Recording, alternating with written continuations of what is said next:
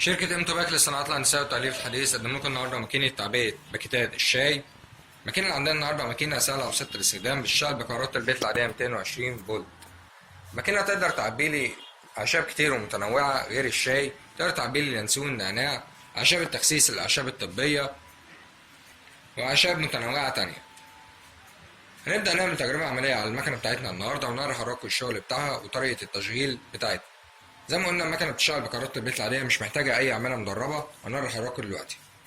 عندي اول حاجه ده بيكون شكل الباكت اللي المكنه بتاعتنا بتعمله، طبعا بيكون بالفتله بتاعته او التاج، ونقدر كمان ان احنا نعمله مغلف في كيس خارجي زي ده عشان يحفظه لنا برضو، او نعمله من غيره على حسب ما احنا عايزين. اول حاجه عندي في المكنه بتكون لوحه التحكم الخاصه بيها، بتشتغل عن طريق التاتش.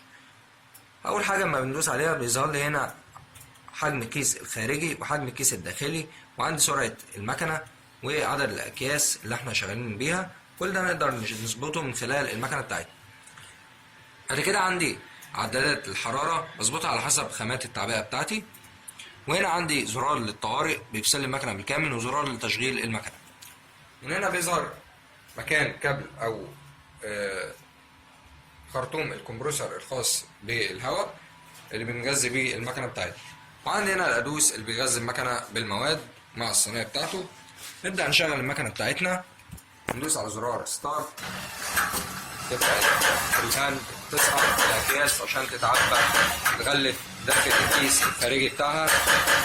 زي ما احنا شايفين ده بيبقى شكل الكيس بعد ما بنخلص عملية التعبئة. والسير طبعا بيسحب الأكياس بتاعتنا كلها زي ما شايفين. ماكينة سهلة وبسيطة للاستخدام، زي ما قلنا بتشتغل بكهرباء البيت العادية 220 فولت، ما بتحتاجش أي عمالة مدربة، ما بتحتاجش تجهيزات في الصناعة أو تجهيزات في الكهرباء. ماكينة مقدمة لكم من شركة امتوباك للصناعات الهندسية والتأليف الحديث. كان معكم أدهم محمد.